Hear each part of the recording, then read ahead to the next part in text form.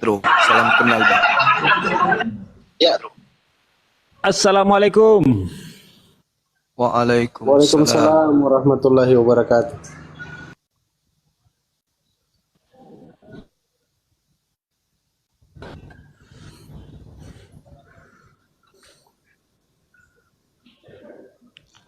Ya, jadi kita sering mendengarkan dari ucapan teman-teman Kristen, kasihilah sesamamu manusia seperti dirimu sendiri, atau kasihilah musuhmu.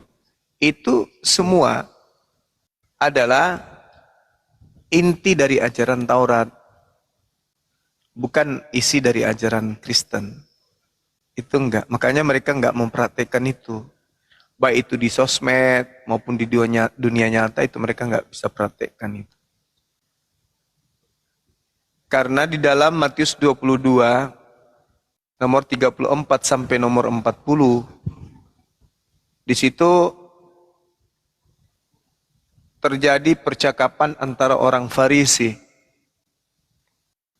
Ketika kemudian orang-orang Farisi mendengarkan kalau Yesus itu membuat orang-orang Saduki ini terdiam, maka mereka orang-orang Farisi berkumpul.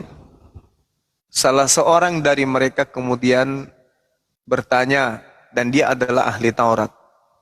Jadi orang-orang Farisi yang adalah ahli Taurat ini kemudian bertanya kepada Yesus, "Yesus, ya Paman, hukum manakah yang terutama dalam hukum Taurat?" Tuh, pertanyaannya aja sudah menjadi cakupan dari hukum Taurat.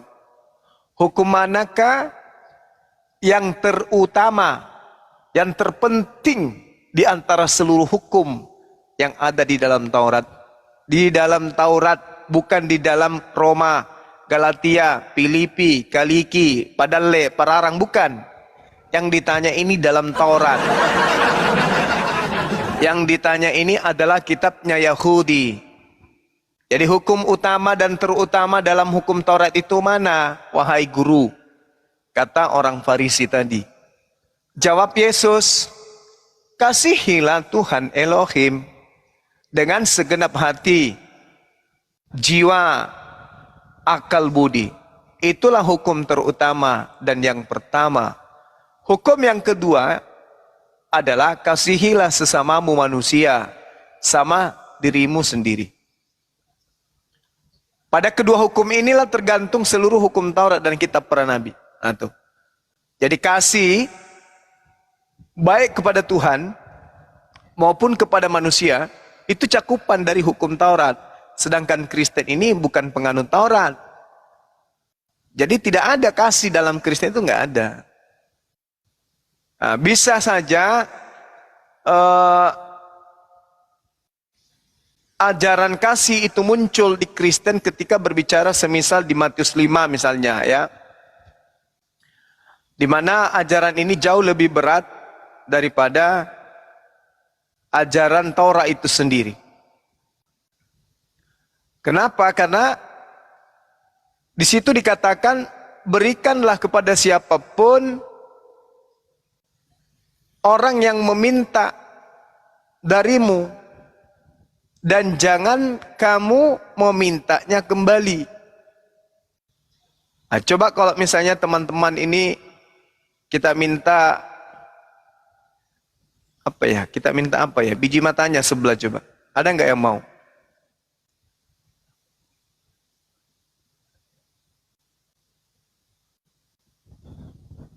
Ada nggak yang mau?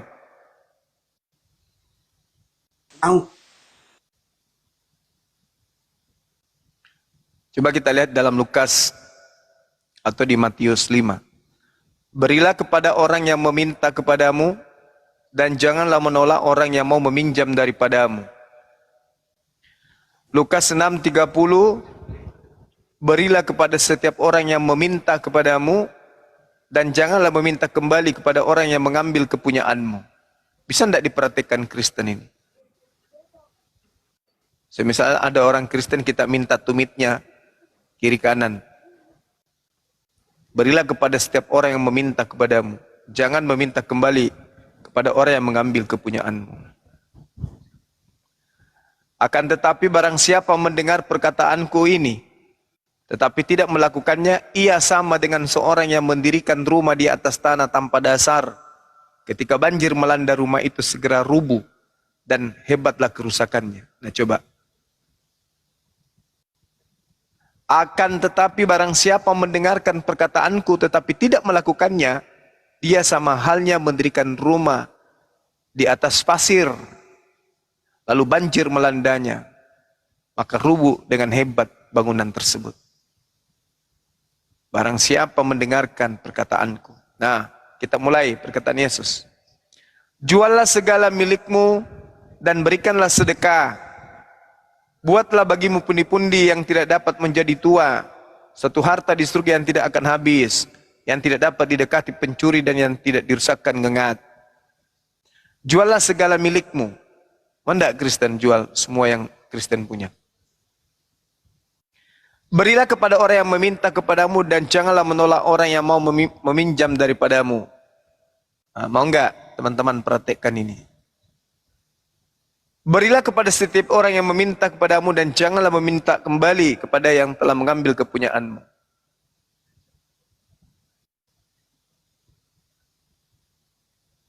Jika ada orang yang menampar pipi kirimu, berikanlah juga pipi kananmu.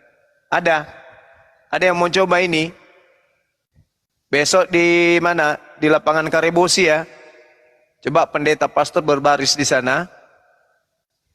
Nanti kudatangkan saudara Ayubi yang tangannya jempol semua untuk nampar mukanya kiri kanan.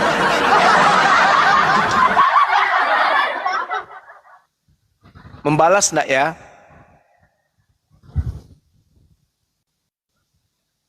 Jadi Bang Andi, ajaran kasih itu nggak ada di Kristen Bang Andi. Ajaran kasih itu hanya ada di dalam hukum Taurat. Pada kedua hukum inilah tergantung seluruh hukum Taurat dan kitab para nabi. Gitu. Sedangkan Lukas, Markus, Matius, Yohanes, Filipi, Kaluku, Kaliki, Pararam, Padale, Galatia, Timotius, Epelom, itu semua bukanlah hukum Taurat dan bukan kitab nabi. Itu. Jadi yang dimaksud kasih itu adalah kitabnya para nabi dan kitab Taurat. Kasihilah Tuhanmu, kasihilah sesamamu, itu hukum Taurat. Nah, kalau hukum Kristen apa? Ponyi.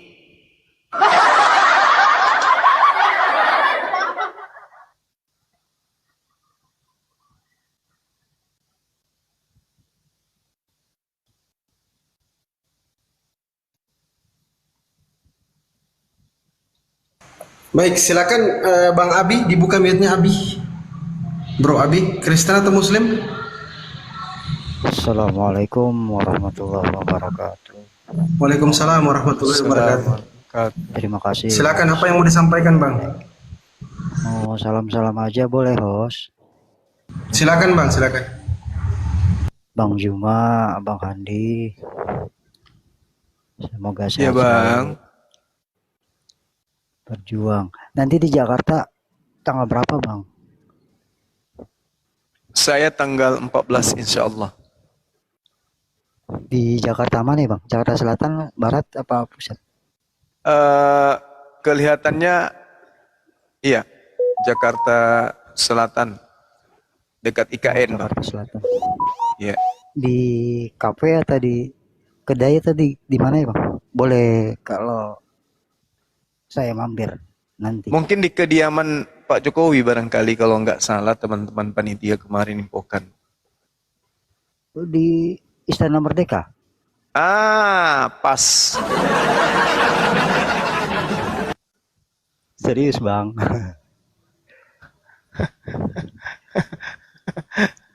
Apa sih? Bang Andi, apa kabar? Baik, Di tempatnya Bang Handinya besok. tempat saya Bang. Baru dinaikin nih Bang Andi. Aneh yang dari Kemayoran Bang Andi. Oh, Kemayoran. Jamin Suet. Iya. Aneh. Yang sebelah mana nih? Ngopi. Kemayoran yang dekat Rumah Sakit Mitra Bang Andi. Itu mah udah Sunter atau ah. Iya betul. Bang Andi cuma putih ya? Enggak, aku di rusun 3. Rusun 3 mana? Ya tahap 3 sampai mitra. Mana sih lu? Oh tahap 3. Aku di belakangnya Bang Andi dekat Kelurahan Kebon Kosong. Dekat Mana dong. lu mah di Bendungan Jago kali lu. Ih, Kelurahan Kebon Kosong. Ya udah. Main ke rumah lah. Aku lantai 26. Lantai 26 tahap Ya. 3. Oh, baik. Ya sudah, kalau gitu terima kasih banyak ya udah dinaikin Bang Juma, sehat selalu Iya bang, iya bang, semuanya. amin. Kasih doanya. Assalamualaikum warahmatullahi Abang juga. wabarakatuh. Waalaikumsalam. Waalaikumsalam. Pokoknya semua daerah ada rumahku Bang Juma. Itu dia hebatnya Bang Andi. Biar cepet lah. Siapa bang? Tadi yang mau ditampar itu bang?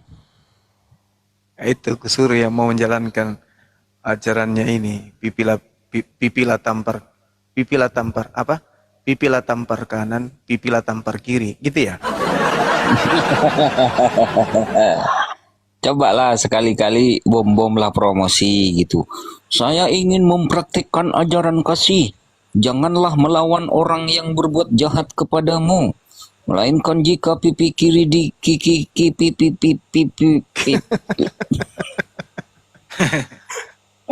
kiri ditampar, maka berilah pula kepadanya pipi kananmu.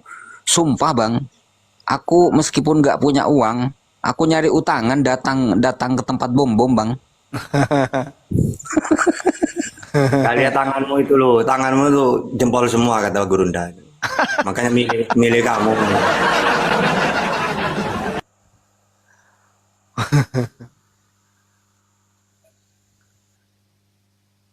Tapi lebih parah tadi si Adi itu. Kalau ada maling motor masuk ke rumah saya, daripada dia jual bodong, gua kasih sekalian STNK sama BPKB, kan kasihan tuh maling, dia butuh. Hebat kan? Bagus juga.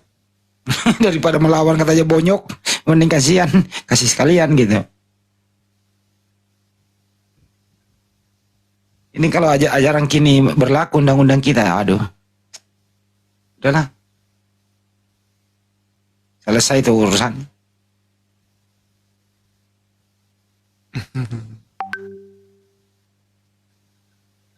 Parah ini teman-teman. Solang. Naikkan lagi bang. Naik, Kopi naik. silakan. Ah, ini dia nih.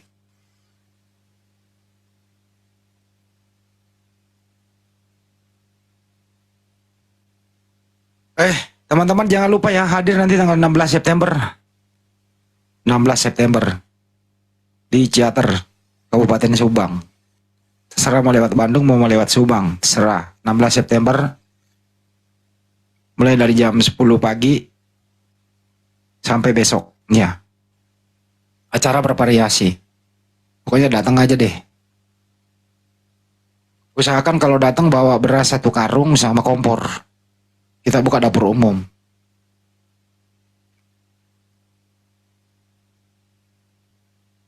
Kalau misalnya berasnya agak berat dibawa ya diringankan aja. Anda bisa berpartisipasi ke rekening Yayasan Makassar Mualaf Center Indonesia, nomornya 401 ditambah 3000 tambah 171 tambah 73. Banknya Bank Tabungan Negara atas nama Makassar Mualaf Center Indonesia. Ya. Daripada bawa 1 karung nggak berat, mending diringankan aja kan gitu. Mentahannya gitu loh.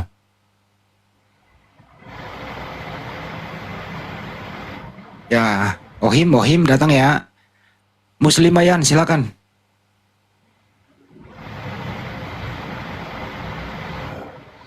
Naik diam. Host, jangan diam dulu. Aduh, host itu. Hadir Bang Andi. Lanjut Bang Andi. Itu ada yang baru naik disambit dulu. Ya muslimah, Kristen atau Muslim? Namanya muslimah.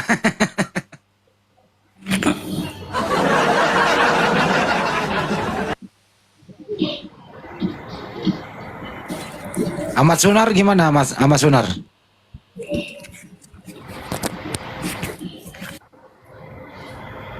Ya, Bang Sun, ya gimana Bang? ya assalamualaikum. Waalaikumsalam warahmatullahi wabarakatuh. Host sama Bang Juma juga nih ya. Gimana Bang?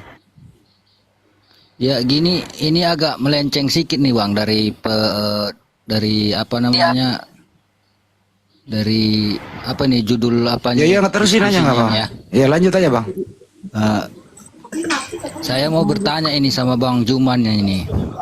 Assalamualaikum warahmatullahi wabarakatuh semuanya. Waalaikumsalam. Waalaikumsalam warahmatullahi wabarakatuh. Ya nih ya Bang, buat Bang Juman ya Bang. Gini Bang, saya kan baru belajar istilahnya belajar ngaji gitulah. Belajar Quran terjemah lah gitu ya Bang. Ini saya mau nanya ini Bang, kenapa syahadat yang pertama, sementara yang paling umum kita laksanakan kan sholatnya Bang. Ya itu aja Bang, terima kasih Bang.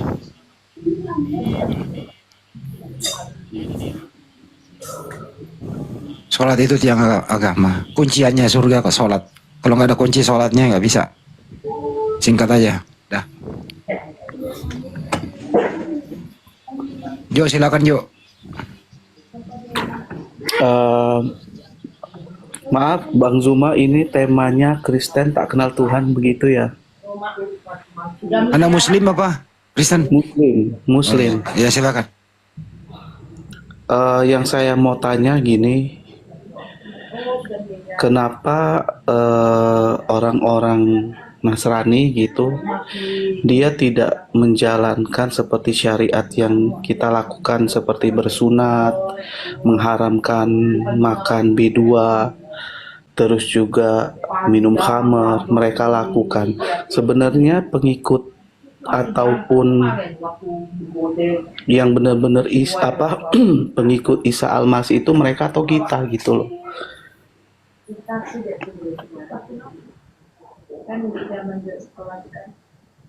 Apa Bang?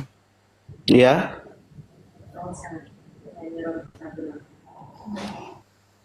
Mas Pandi dipandu dulu Mas Pandi. Gue pusing ini apa sih?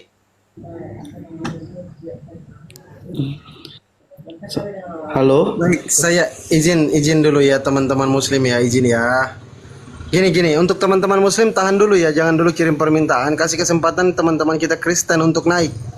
Karena kita tidak lagi di mode kajian, tapi mode diskusi lintas agama. Mohon teman-teman muslim pengertiannya ya. Mohon pengertiannya. Bang Yudi silakan, Kristen atau muslim Bang Yudi? Alhamdulillah saya muslim. Ya udah kalau gitu saya tak undur diri karena ada informasi seperti ini. Ya, silakan brother. Kalau ada yang mau disampaikan mungkin sebelum turun silakan. Ya, alhamdulillah semoga sahabat-sahabat semua diberikan kesehatan semua. Saya undur diri Bang, biar non muslim saja yang naik.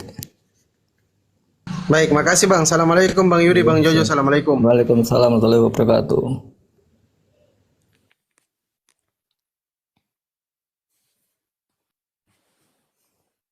Oke, Bang Alphonse, monitor Kristen atau Muslim? Silakan Bang Alphonse. Kristen, Pak. Nah, silakan. Ada yang mau ditanggapi soal tema ini atau seperti apa? Atau mau bahas tema lain? Atau apa yang mau didiskusikan? Silakan. Kalau Atau bertanya aja, kau bertanya aja sama Ustadz Tata. Silakan. bertentangan dengan iman orang Kristen ini, Pak. Gimana, brother? Gimana? Kalau dengan tema ini sepertinya bertentangan dengan keyakinan orang Kristen, Pak. Ya memang kayak mana? Kristen memang kenal Tuhan ya? Coba jelaskan ketuhanannya kalau kenal Tuhan. Silakan, brother.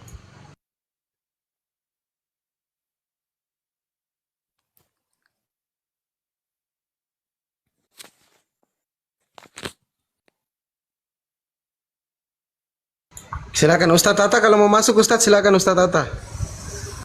Nggak mau. Lanjut.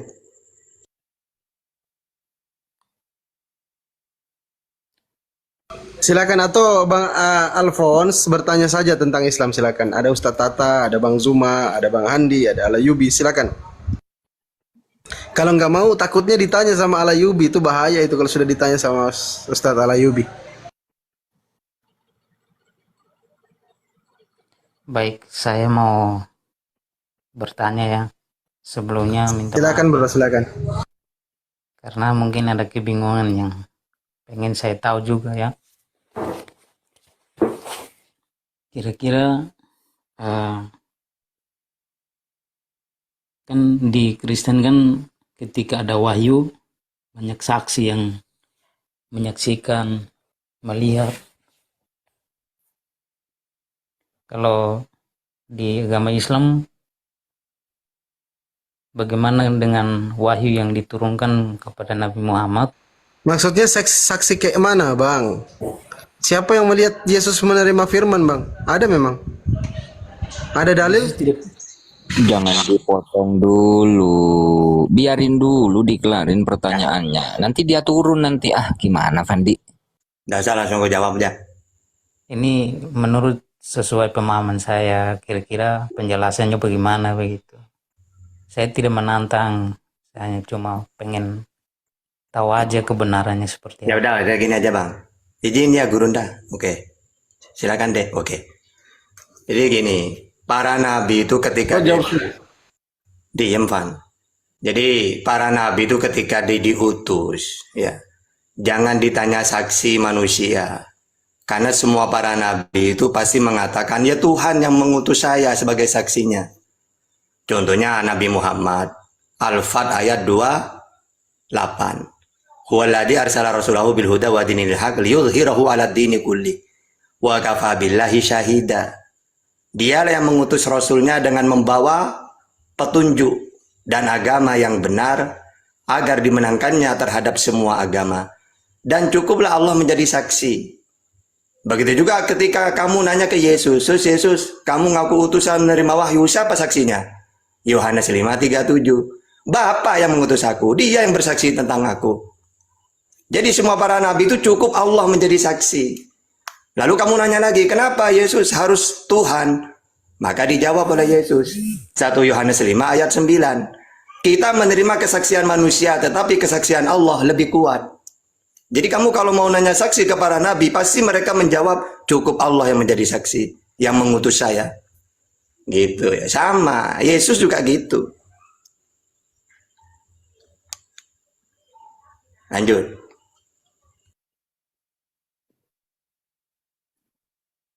Silakan bro, Alphonse. Oke, sudah. Mungkin saya sudah paham. Lanjut. Pertanyaan berikutnya lanjut, biar nggak ngantuk, biar nggak tidur Ustaz Tata. Lanjut Alfon.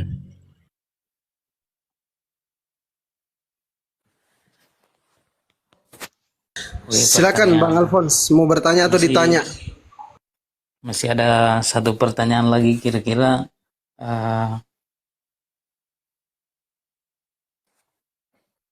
laki-laki di dalam Islam bisa berpoligami, sedangkan kalau di perempuan katanya nggak bisa. Kira-kira Oke, pendapat Al-Quran sudah. ada keadilan nggak di situ Nggak adil. antara perempuan dengan Sudah, Bang. laki-laki? Biar gak lama-lama. Jadi gini, perempuan itu ibaratkan gelas ya, sedangkan laki-laki itu ibaratkan cangkirnya. Ketika cangkir ini isinya kopi, diisi ke gelas 4, maka gelas 4 ini tetap air kopi semua. Tapi kalau 4 gelas ini, Kuku Bima, Himaviton, kopi, teh, dituangkan ke satu wadah, jadi air apa itu? Ya, kan tidak karu-karuan airnya. Sama dengan gini, orang laki-laki satu punya istri 3, hamil semuanya. Ya anaknya laki-laki itu. Tapi kalau perempuan satu menikah dengan laki-laki 3, jadi apa nantinya? Makanya dalam ajaran Samawi, poligami itu hanya untuk para lelaki. Makanya Salomo istrinya 700. Ya. Terus nanti istrinya siapa? Abraham 2, Yakub 4, Esau 2, Musa 2, Salomo 700.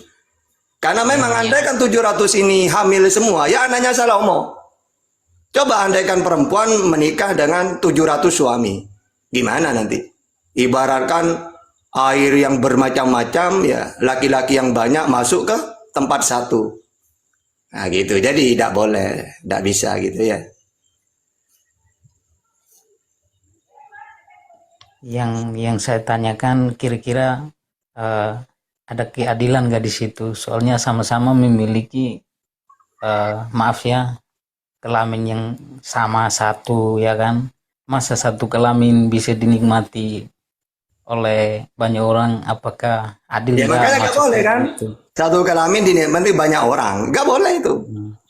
Yang nggak boleh, kenapa perempuan bisa dipoligami? Laki-laki Ya, makanya kelaminnya bedanya laki-laki dengan perempuan gitu. Bukan cuma di Islam, di Bible saja kayak gitu, malah lebih parah. Kalau Islam dibatasi 4, tapi kalau kitabmu mau berapa ratus bisa, karena tidak ada batas dalam Bible itu. Kalau Islam tidak boleh lebih dari 4. Kalau kenapa alasannya, kemana keadilannya? Wong sudah dari Tuhan kayak gitu, bukan cuma di Islam. Ya karena tadi itu, masa laki-laki kalau menikah banyak, 3, 2, hamil semua, ya anaknya laki-laki itu. Nasabnya jelas. Tapi kalau perempuan suaminya banyak, nasab ini nanti gak jelas nantinya. Nasab itu, ini anaknya yang mana gitu loh. Udah lah bang, mau paham mau enggak, yang penting udah selesai udah. Izin nambahin boleh Ustaz? Izin nambahin dikit ya. Maksudnya tuh begini, Alfon. Kalau perempuan menikah dengan 4 laki-laki misalnya, ya kan? Lalu kemudian punya anak. Nah, si A nyumbang kuping, si B nyumbang hidung, si C nyumbang betis, si D nyumbang kepala misalnya. Kayak apa anaknya nantinya? Ya jadi jerapah, jadi zebra, itu belang-belang nantinya bang, hitam putih hitam, itu maksudnya. Jadi kemurnian nasabnya itu tidak terjaga, gitu maksudnya bang. Ya, memang saya paham yang tadi dijelaskan. Sebentar. Izin ya semua guru-guru. Ya Dek, ya Dinda silakan. Oke, izin Bang Zuma ya Dinda. Bro Alphonse sudah berkeluarga? Jawab sendiri. Sudah Pak. Udah berkeluarga? Sudah Pak. Oke, kalau istrimu itu punya suami Kang Dito, Al Ayubi dan Fandi Ahmad misalkan, dengan kamu. Istrimu itu suaminya 4, Alphonse, Kang Dito, Al Ayubi sama Fandi Ahmad. Kalau ada istrimu hamil, itu anak siapa? Aku tanya samamu.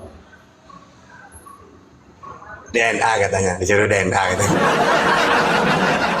Itu anak siapa? Aku tanya samamu. Anak Kang Dito, anak Al Ayubi, atau anak saya Fandi Ahmad, atau anak kamu? Silakan. Bingung kan? Nah. Kalau milih Dito, kata Bang Dito, enggak, siapa tahu Fandi, enggak mau saya gitu. Bingung. Kalau oke, saya paham sih. Saya paham dengan apa yang disampaikan. Tetapi di sini saya menggarisbawahi bahwa kita memiliki perasaan yang sama. Ketika kita diduakan atau kita menduakan, bagaimana rasanya dia, apa dia merasa sakit atau enggak menurut Islam, pandangan Islam lah. Iya, itu aja pandangannya tadi. Kalau begini, kamu mau ndak istrimu punya 4 suami, kamu Kang Dito, Al Ayubi sama saya Fandi Ahmad, mau nggak? ya Jawab. jelas saya nggak mau karena perasaan saya pasti sakit. Nah, sekarang kita kembali kepada perempuan. Kalau perempuan 4 orang dan laki-lakinya 1, bagaimana perasaan dia? Sedangkan 4 orang itu semuanya sama-sama menikmati satu laki-laki begitu. Apa perasaan seorang wanita yang lain itu, apa merasa sakit atau enggak begitu? Terus kamu udah nanya ke kitab kamu. Kan ini bukan cuma di Islam, justru di kitabmu lebih parah, tidak dibatasin. Jadi kamu nanya kayak gitu tuh kecuali ya di Bible kamu dilarang poligami, di Islam doang yang boleh. Baru kamu konfirm ke Islam. Wong nyatanya di kitabmu lebih parah. Kenapa kamu udah nanya ke Tuhanmu? Gitu. Ustadz Tata, kalau saya jadi Kristen, saya akan menikahi 100-200 istri. Karena di dalam Kristen tidak ada standar harus adil. Orang yang poligami itu harus adil. Nggak ada standarnya dalam Kristen. Dan tidak ada larangan untuk poligami. Yesus pun tidak sama sekali melarang poligami. Nggak ada. Coba cari, mana Yesus melarang poligami? Nggak ada.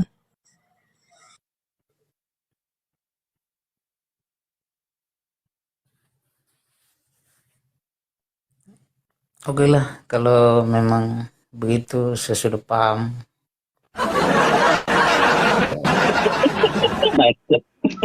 Memang Assalamualaikum itu ada warahmatullahi memang wabarakatuh.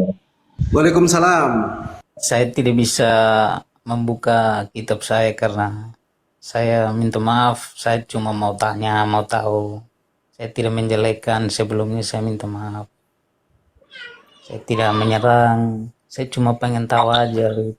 Ya, nggak apa-apa bang. Nah, Nanya lagi. bagaimana dari pandangan Islam itu kira-kira Nanya yang lain, ini yang lain seperti aja bang. apa? Nanya lagi yang lain. Poligami kan sudah. Nah sudah dijawab oleh Ustadz Tata. Nanya yang lain aja, yang lain. Nggak apa-apa, nanya aja terus. Terus saya mau tanya lagi, kalau Nabi Muhammad kan berjanji akan bagaimana ya pertanyaannya? Nggak Sedikit apa-apa, membaca nanya aja. juga, Masih tapi saya pernah mendengar masih tersisa ada ini teman-teman bang. Muslim. Nggak apa-apa, nggak usah gugup. Nanya aja, nggak usah, nggak apa-apa. Nggak usah gugup gitu. Mungkin Pertanyaannya kalau masih sisa 18 bang. Pertanyaannya bang. Lanjut. kalau pertanyaan saya kurang genap ya, pasti saudara-saudara saya di situ pasti semua tahu lah. Jadi begini pertanyaan saya, kan wahyu yang diturunkan kepada Nabi Muhammad itu menjamin bahwa bagaimana ya, kalau di Kristen kan Tuhan Yesus mengantar kita ke surga. Dia sudah sampai di sana, dia naik ke surga dan dia akan kembali untuk membawa kita ke sana. Itu Kristen. Kalau di Islam bagaimana, seperti apa penjelasannya begitu? Oke, izin ya Gurunda. Ya, Adinda. Oke.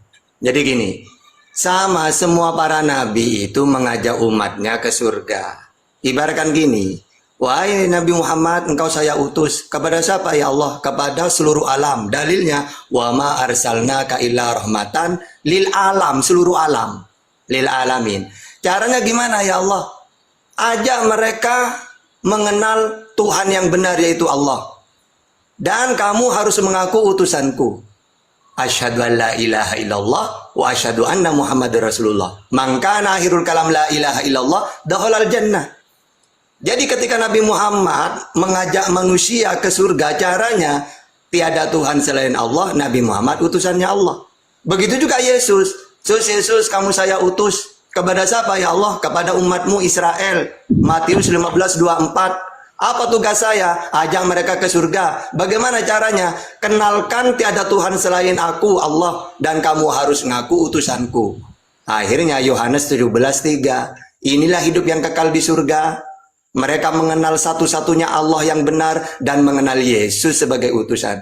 Jadi semua para nabi itu mengajak manusia supaya kenal Tuhan, supaya masuk surga. Wa ma arsalnaka min qablika min rasulin illa nuhi ilai annahu la ilaha illa ana fa'budun. Semua para nabi ini aku utus sebelum engkau Muhammad agar mereka mengenalkan aku sebagai Tuhan. Jadi kalau Kristen salah. Udah tahu jalan ke surga menurut Yesus, mengenal Allah dan mengenal Yesus sebagai utusan, malah utusan yang dituhankan. Gitu. Salah kayak gitu. Tidak memenuhi syarat. Tanya lagi bang. Pertanyaannya tinggal 17. Lanjut. Yang Masih lain. banyak ya, Pak. Iya, tinggal 17 pertanyaan lagi. Habisin, Bang. Lanjut. Oke, ini ada pertanyaan lagi. Maaf ya, pertanyaannya banyak ya. Walaupun tidak terlalu sempurna pertanyaannya, tapi saya pengen tahu. eh, Menurut pandangan Islam kan Nabi Muhammad sudah di surga. Jadi Nabi Muhammad dia matinya di dalam dunia dan dikubur. Bagaimana Islam bisa tahu bahwa dia sudah sampai di surga? Oke, sudah. Ya, Jadi Pak. Bang, pertama, semua para nabi itu pasti masuk surga sudah. Wong dia diutus untuk membawa umatnya ke surga. Kalau Nabi Muhammad justru beliaulah yang masuk surga duluan. Makanya nabi yang kamu tuhankan itu masih di langit kedua. Kalau Nabi Muhammad, surga ini tidak bisa dimasukin nabi-nabi yang lain sebelum Nabi Muhammad masuk duluan. Dalilnya hadis Muslim 505. Ana aksarul anbiya tabaan yaumal qiyamah wa ana awaluman yakra'u babal jannah. Saya adalah nabi yang paling banyak pengikutnya di hari kiamat dan saya orang pertama kali mengetuk pintu surga. Ada lagi di dalam hadis Ibnu Abi Syaibah nomor 31802. Al jannatu hurrimat alal anbiya hatta adkhulaha wa hurrimat alal umami hatta tadkhulaha ummati. Surga itu tidak boleh dimasuki seluruh nabi sampai aku memasukinya. Surga pun tidak boleh dimasuki umat nabi manapun sebelum umatku masuk dulu. Jadi umat Islam ini umat lahir tapi masuk surga lebih dulu. Ya. Jadi kalau cuma hitung-hitungan masuk surga, justru Nabi Muhammad lebih dulu. Kalau masalah wafatnya, tapi kan Nabi Muhammad wafat, loh. Para nabi kalau tugasnya selesai ya wafat. Contohnya Musa, ya wafat dia. Kalau Nabi Isa, dia kan masih punya tugas lagi. Sehingga Allah angkat dia hidup-hidup. Dan nanti akan diturunkan lagi, wafat dia di bumi ini. Gitu loh.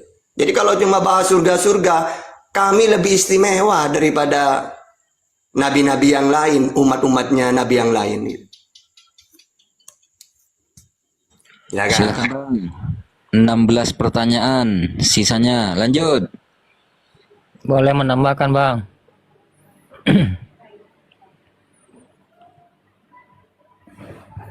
Halo. Halo. Oke, sudah pertanyaannya. Makasih banyak ya untuk penjelasannya. Sebelumnya saya minta maaf kalau saya menyinggung ya. Bang Alphonse bertanya banyak-banyak, Bang Alphonse. Ini Hilya ini Kristen atau Muslim, Hilya? Muslim, Bang. Oke, di mute dulu, Bang, di mute. Kasih Alphonse, silakan, kesempatan Alphonse. untuk yang lain bertanya lah. Enggak ada Ya, yang enggak. lain. Kamu sendiri di sini. Silakan kau bertanya sampai puas, sampai Yesus turun kedua kalinya. Silakan. Sisa 16 pertanyaannya, Bang. Silakan. Lanjut.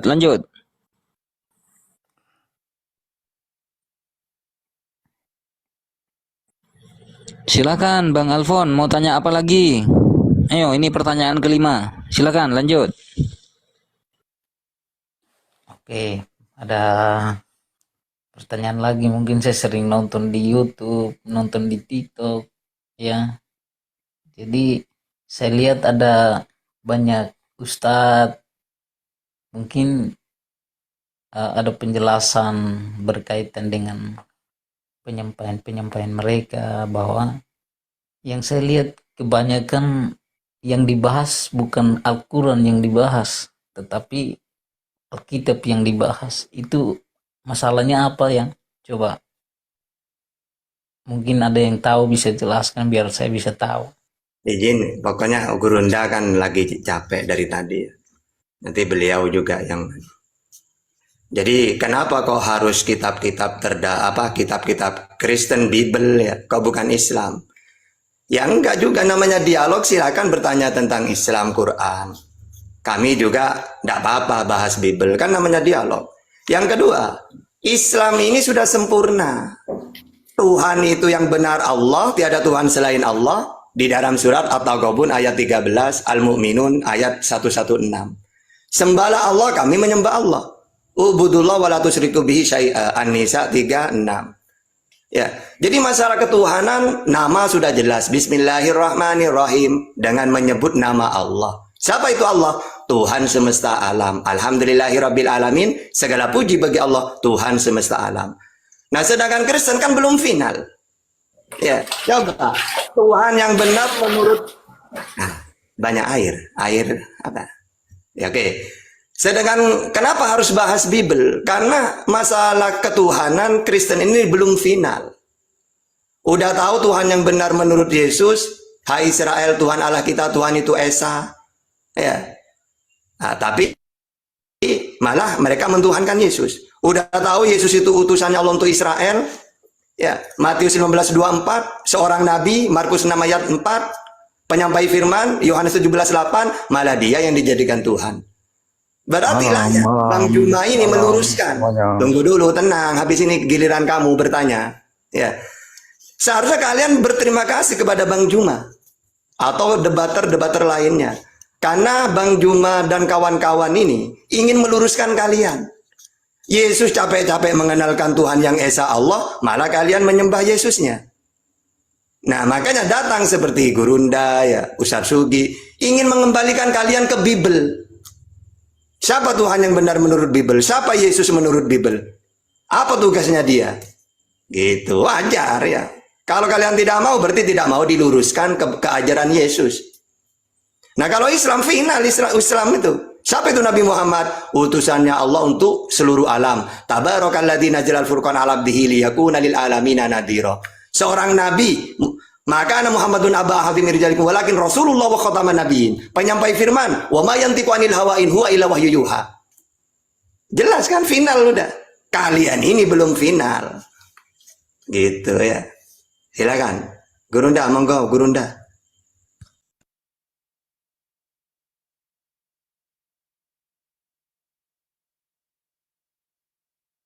Kang Dito, tangani dulu Kang Dito komalnya. Saya mau jalan pulang 15 sampai 20 menit. Lanjut Kang Dito.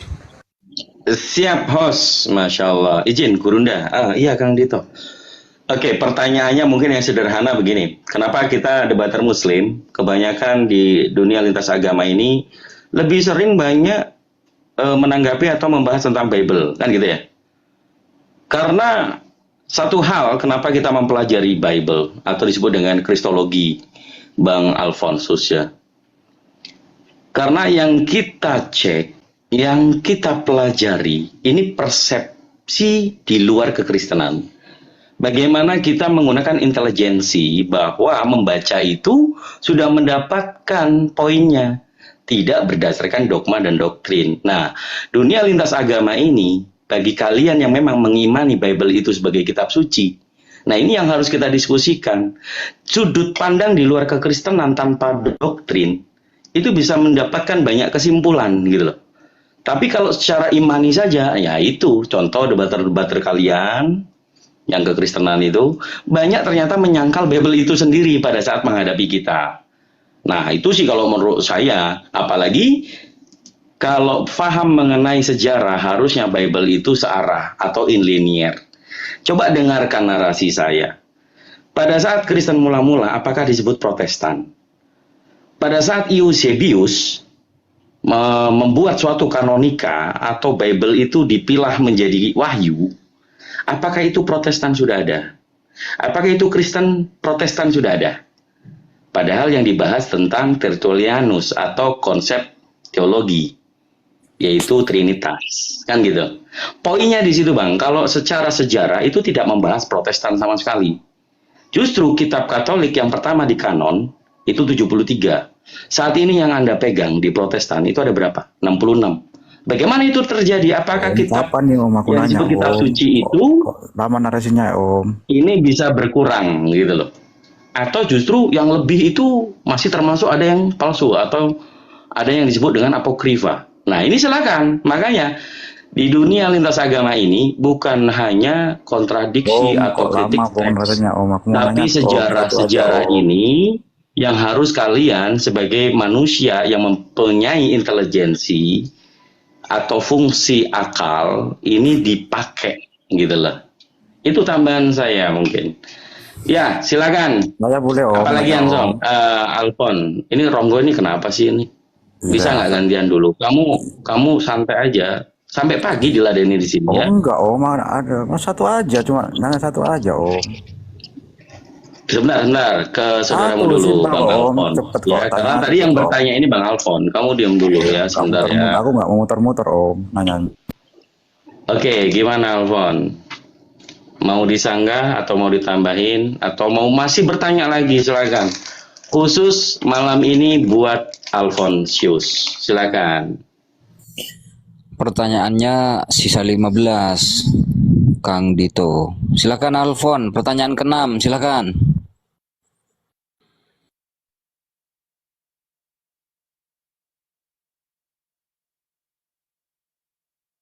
Ya, Bang Alfon, sambil nunggu hostnya nyampe di rumah atau Gurunda, monitor Gurunda. Oh, masih ini. Lanjut, Alfons.